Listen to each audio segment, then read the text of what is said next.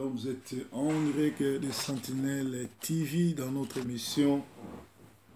Jésus-Christ est Seigneur avec le messager Proverbe 30-30. Évangile, c'est Salomon Didier Songo que vous suivez chaque dimanche sur YouTube Sentinelle TV One de retour à Brazzaville. Aujourd'hui, vous allez me suivre en live. Ce matin, je ne sais pas à quelle heure vous allez suivre cette émission. Ce matin, nous allons discuter, nous allons parler sur un sujet que vous aimez tant, qui est le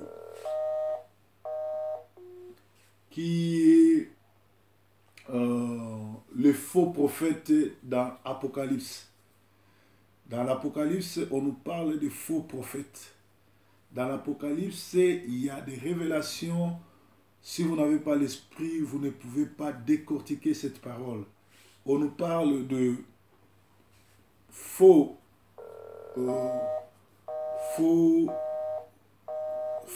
prophètes. Les personnages principaux sont déjà identifiés, mais nous y sommes déjà dans la fin de toutes choses.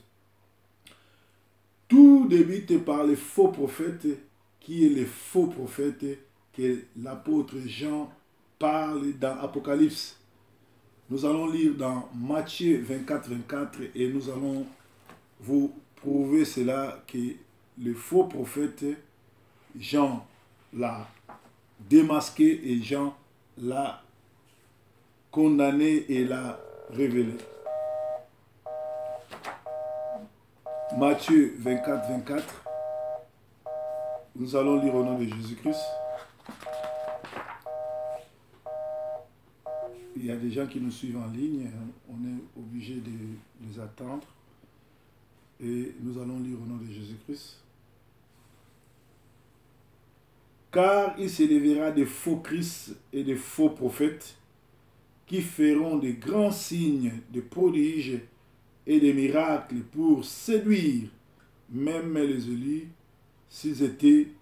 possibles. Donc ici, c'est clair, il s'élèvera des faux Christ. Christ en pluriel, cela veut dire des faux prophètes. Des gens qui vont s'installer dans l'église au nom de Jésus avec de faux prophéties, avec de faux miracles, même pour séduire les élus. Et aujourd'hui, dans nos cultes, dans nos églises, nous vivons cela, nous témoignons, nous disons que ces gens-là ont Dieu, mais en réalité, ils n'ont pas Dieu. Je vais lire ce que j'ai écrit ici. Il y a l'antichrist et les faux prophètes. Il ne faut pas les mélanger. Chacun jouera son rôle, mais ils ont les mêmes buts, c'est-à-dire amener le monde, dépeupler l'église, dévier la direction de l'église, parce que l'église, c'est un ensemble de gens qui se sont décidés à quitter le monde pour aller au ciel. Mais ils vont entrer dans l'église pour envoûter, manipuler les fidèles, les faire quitter le ciel pour les amener à l'enfer. Donc, tous jouent le même rôle. Ils amènent le monde par les mensonges et la séduction dans les faux miracles pour le perdre.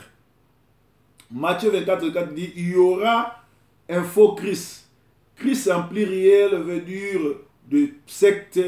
de gourous, de faux serviteurs, de binzinga, de faux pasteurs, de charlatans, de sorciers dans l'église. Et il y aura un faux prophète et un antichrist. Apocalypse 13:10 nous dit ceci. Antichrist, c'est Apocalypse 13:10 et Apocalypse 13:11 nous dit le faux prophète, il aura un pouvoir religieux. Le faux prophète jouera le rôle qu'a joué Jean-Baptiste pour Christ, c'est-à-dire préparer les chemins par la séduction et les miracles à la tête de la religion unique, qui ce qu'on appelle l'écuménisme, qui est actuellement ce qu'on appelle aujourd'hui la franc-maçonnerie. Il rassemblera toutes les églises du monde pour la gloire de Satan, mais qui sera-t-il? C'est-à-dire, ici, nous voyons que l'antichrist ou le faux prophète jouera le rôle que Jean-Baptiste avait joué. Jean-Baptiste, qu'est-ce qu'il a joué comme rôle? Il a rassemblé l'église, il a préparé l'église pour recevoir Jésus-Christ. Alors, le faux prophète aussi va préparer l'église. Il va essayer d'organiser une religion unique, la franc-maçonnerie ou l'écuménisme. Vous allez voir, les catholiques et les musulmans se rassemblent et toutes les églises qui se disent les églises de Dieu, allez prier ensemble, ils disent que nous sommes ensemble, nous prions un seul Dieu. Donc il s'agit de ce qu'on appelle préparer l'église perdue pour la gloire de Satan. Alors, de quoi s'agit-il? Alors, de quoi s'agit-il? Il se passera des trucs. Alors, il interrogera, interrogeons l'Apocalypse 17, 9, d'où il sort les mers de toutes les abominations de la terre, situées dans une ville ayant 7 collines. Plusieurs villes du monde possèdent cette colline, notamment Jérusalem, Yaoundé, la Mecque, Rome. Apocalypse 17, 18 nous dit, et la femme que tu as vue, c'est la grande ville qui a le royaume sur le roi de la terre. Cette femme n'est autre que la cité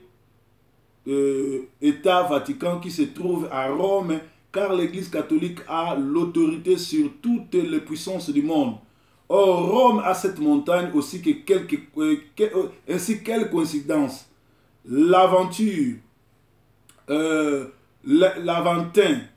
les Callius, les Capitoles, les Squilins, les Palatins, les Guérinales et les Véminales.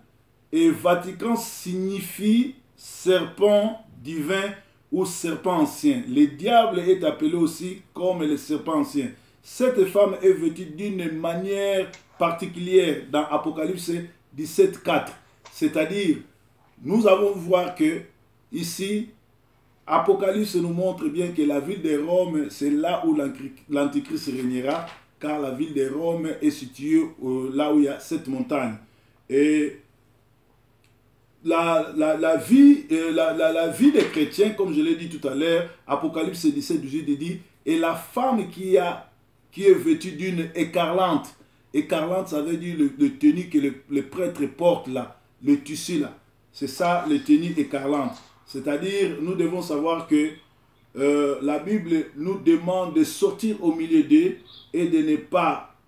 prendre part ou participer à leurs péchés. C'est-à-dire de ne pas manger avec eux, de ne pas les fréquenter, de ne pas leur donner notre argent, de ne pas prier avec eux. Celui qui fait des œuvres comme ça participe au péché des autres. Donc, il ne faut pas soutenir les Nicolaïtes, il ne faut pas être avec eux. Je vais expliquer parce que je parle toujours en lingala et en français. Je vais essayer d'entrer en lingala. Tonto Lobela sur Apocalypse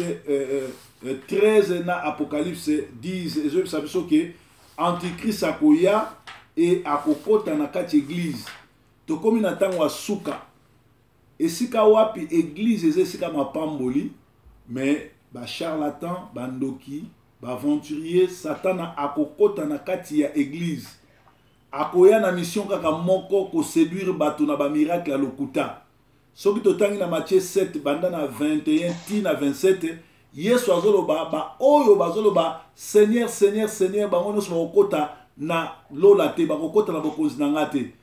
Kasi ba oyo bato wana ba répondre ba bi Seigneur, tosalaki ba miracle, tobenganaki ba démon na kombo na yo. Yesu alobi bolongwa pembe na nga na yebi bino te. C'est-à-dire Nzambe azokebisa biso, Nzambe alingi miracle, Yesu abotama na miracle. Nga etonke mosali na Nzambe na lingaka miracle. Na maboko na nga Nzambe asala ba miracle ebele, na maboko na nga na bondela mutu akufa asekwa. Na maboko na nga na bondela mutu akufa miso amona. Tokenda na génération ni Kafuta na matadi na croisade bato bazalaki wana ba journaliste bakufa te, baba mongita lelo aza citoyen Canada, aza na Canada, azaki na caméra, bamona pasteur Sonile atisi côté atiki biso to te ya na bondela pona bato 7 personnes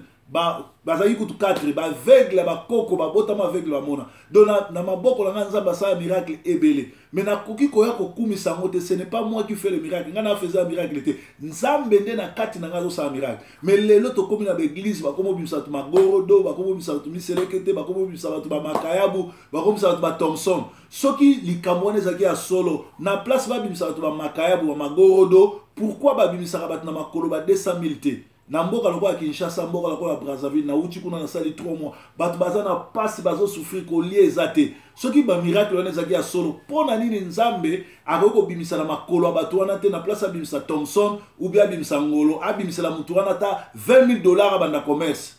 c'est-à-dire antichrist asie azoko mema bato na séduction ya ba miracle ba église ebele lelo eza église te ezali agrégat ba sorcier agrégat ba tomisala mabe agrégat ba ndoki c'est-à-dire musique ya bandoki kuna ba laksaka ka bandoki ba banga ka bandoki okomona église bomi ba yebi kombo bandoki nyoso ba yebi ata kombo ya Saint Esprit te mutu azana nzambe abanga ka ndoki te ndoki nda banga ka nzambe ngaso ko epsinga lelo photo no bazwaki ba meme panganga bazwaki makolo no ba ke panganga na ko bangelo kote po makila ma Yesu ezo protéger nga mais lelo na l'église comme esika bazo bangisa bato ko kabola ba famille tata mwasi azandoki mama azandoki tata mwasi ndoki ko pesa mutelo kote bona mona ba pasteur ba kabakate na kena l'église na Afrique na moni pasteur azana 4-5 voitures ba sapato kitoko ba o balandi bango o balandi bazata na mapapa te mais balobi basambela yango moni bato bele batuninga bameme pasteur poni yoke ozo kaba eza orgueil te na ke ko enseigner bato ke mosali na nzamba solo fo ako mona bato baza na pasité pembe na ye un vrai serviteur bandimi na ye bakozanga te église ne kozanga te nga ba basambela na église na masina na kingasai na pesa ka bango bambongo basa commerce na pesa ka bango biloko parce que bible ezo ba mosali na nzamba solo ye wana kaba mais antichrist alokuta akoya ko séduire bato akoya ko memisa bato na mabunga lelo komona bato bazo kumisa gege bazo bateke bazo kumisa gege bien aimé to komi na tango asuka ko fréquenter bato wana te ko kota na masanga nde mwana te ko kota na groupe ba manipulateur te okomona basenga mbongo ebele nazaki toucher na l'église ebele na ke na Brazzaville okomona maté ya 45 minutes basengi mbongo 2 heures du temps j'ai été choqué ya komona na kati ya l'église pasteur azo senga offrande 4 fois 5 fois j'ai été choqué ole ba pasteur ba senga mbongo epa nzambe oyo atinda biso na musala ba komi ko senga mbongo epa ya bandimi ba komi ko manipuler bandimi ko senga bango ba mbongo yango bazo kamwa biso poni tozonga na mituka poni tokabaka poni to na mbongo parce que les tozonga ka tokenda ko sunga église tokenda ko rançonner batute parce que nga etant que mosali funa senga nzambe salaire nanga nako senga pas bandimité mais lelo ba pasteur ole ba senga nzambe salaire ba ko senga pas bandimi yango na bien aimé tikala na position ya kozala honnête kolinga mwana mwasi na église te po obebisa ye soko lingi mwana mwatu kutana na famille bala ye kokendo ko yiba mbongo na église te ko pesa ba faux prophétie te biso to komi auto komi to tikala ko pesa ba faux prophétie te tango zo salela nzambe ya solo nzamba fongoli ba porte fongoli le tozo diriger ba compagnie na mboka étranger parce que tozo tambola ko ba nzambe bien aimé na zo sabino to komi na tango asuka antichrist asa koti na église sut bit na ezali te yo kene na lola bit na ezali amemo na li felo okomona lelo kindumba makasi eza na kati église ngaso na fongoleli Facebook na nga okomona bana basi ya bayembi omona bana basi ya ba église ndenge bazolinga un pasteur bayebi ke na pasteur mais bazolinga yo donc baza na kati église bazosala kindumba na kati église alors biloko wana ekoti na kati église po ani po antichrist asa akoti na église bien aimé mutu nyonso to akendaka na bible te ke akokota lola muyibi na croix asambela te asala veye te mais azaki na bonzambe azaki ko respecter mwasi ya bato azaki ko respecter bata communauté azaki ko respecter nyonso toyebi te ase retrouver ndeli po bakanga ye mais mukolo wana liboso na Yesu alobi kanisela ngai tango okota na bokonzi na yo Yesu alobi kaka lelo ozokota bien aimé repentance totika moyibi totika lokuta totika kotambola kilikili totika kokosa okokosa mutu mozokosa nzambe te soko za na alliance na mutu zala fidèle respecter mutu wana tambola na kobanga ye yepa otambola kobanga yo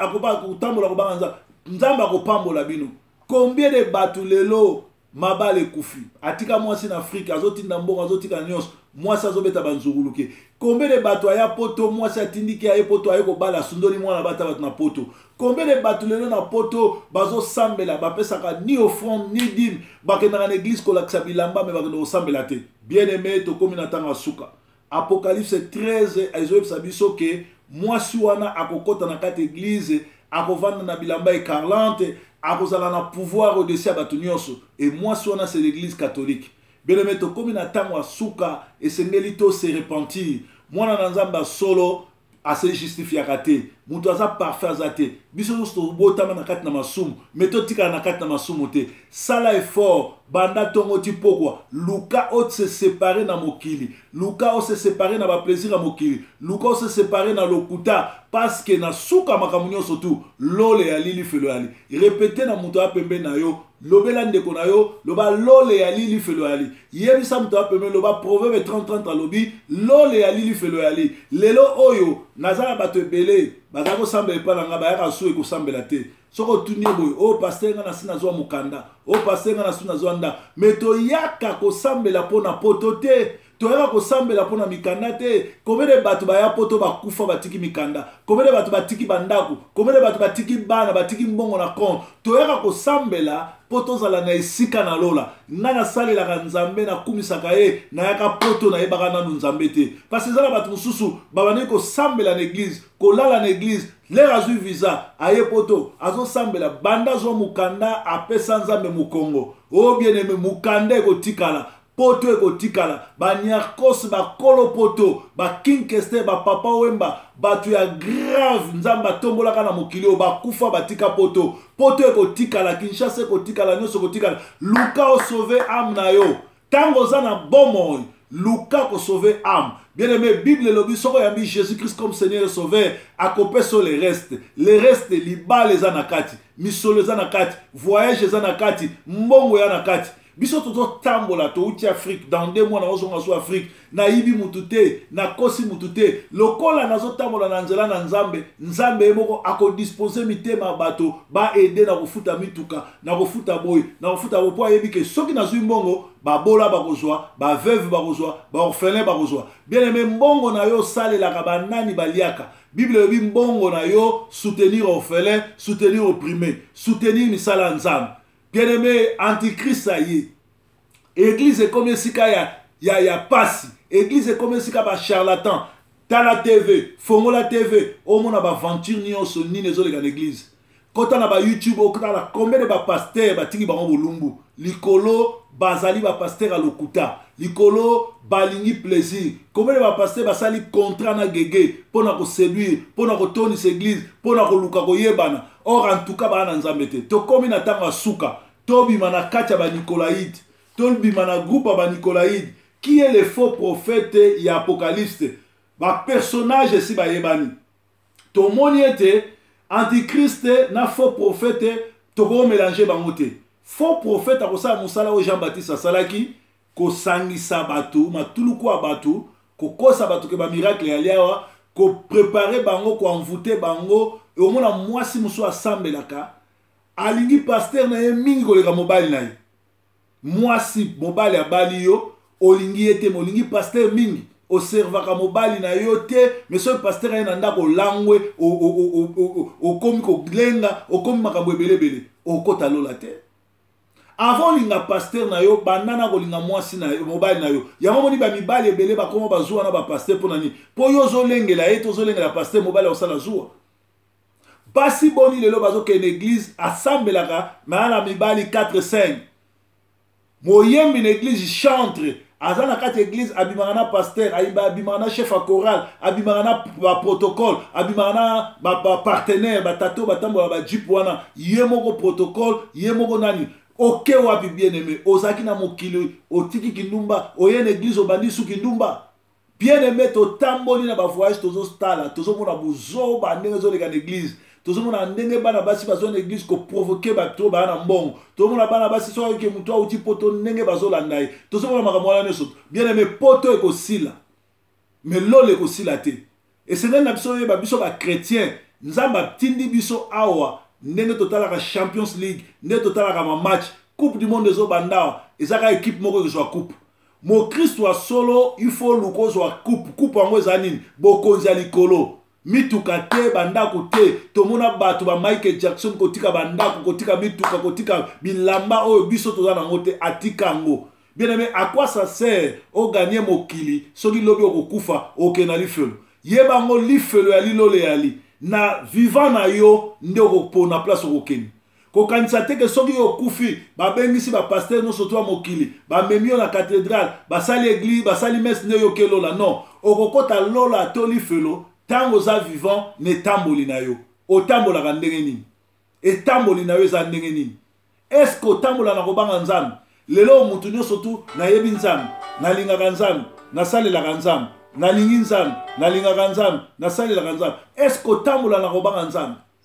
comment yo lobi ozali chrétien obi oza chrétienne mais oza na basi 4 5 6 olobi oza chrétienne oza na fiancé mais ozobeta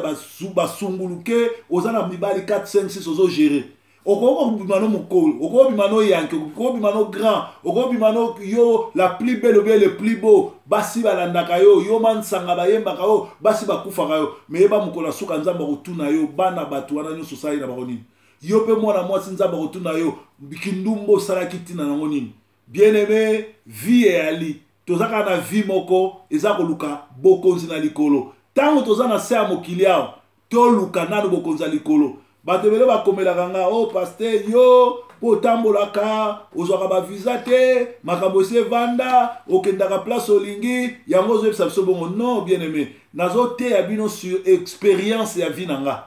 expérience ya vie na nga nakuta na mokili nauti na mokili nayepa nzambe namoni ke mokili ya na ntina te na banda na kindumba namoni kindumba eza na ntina te yango nakoma sérieux nga soko omoni nga na mwasi nayebisi bino mwasi ye seke nakutani na bafamille na ye seke na bino kobala ye seke bonako mwana bato nakutani na famille te nakoki kolanda ye te nakoki kosala yango te mpo nzambe azotala nga na likolo mais lelo bapaster omona na kati église aza na basi 5 ana basi 10 atambola na gauche atambola na droite basi kilikili place nyonso natambolaka bato bamonaka nga na se respectaka mpe na respectaka bato bazalaka pembe na nga mpo nayebi eloko moko nakokufa nzambe atianga na